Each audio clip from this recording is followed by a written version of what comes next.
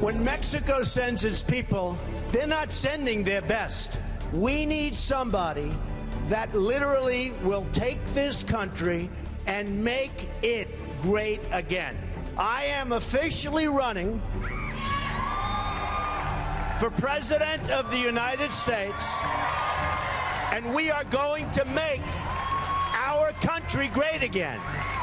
Those controversial comments set off one of the least conventional campaigns in modern history.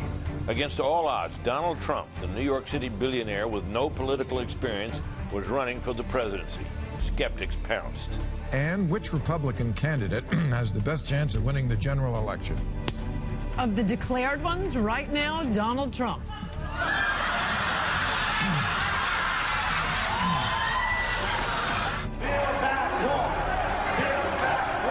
What his doubters didn't know was just how big the appetite was for an outsider candidate. Trump's populist message received nearly unlimited media coverage.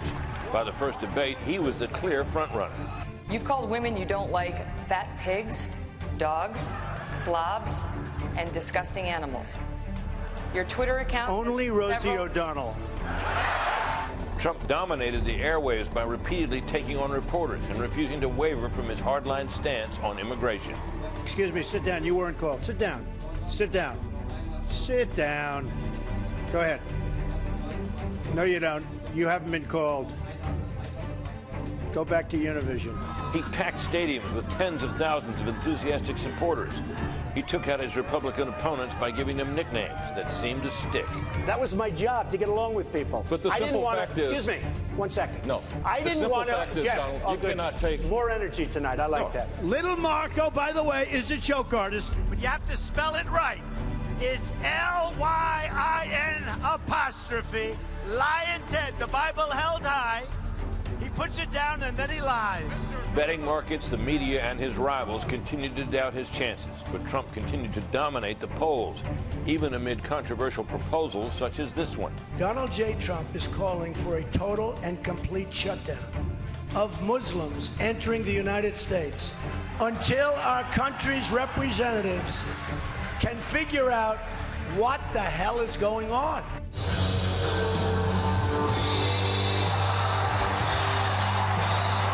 Trump's primary run ended with more votes than any other Republican candidate in history.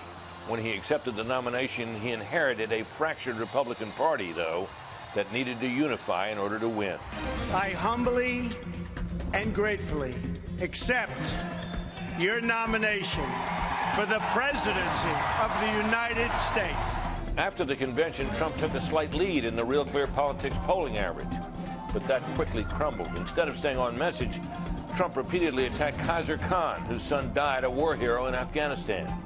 He also went on an extended attack on former beauty queen Alicia Machado.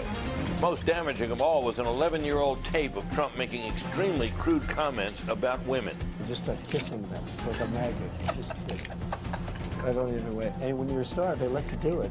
You can do anything. Whatever you want. Grab them by the...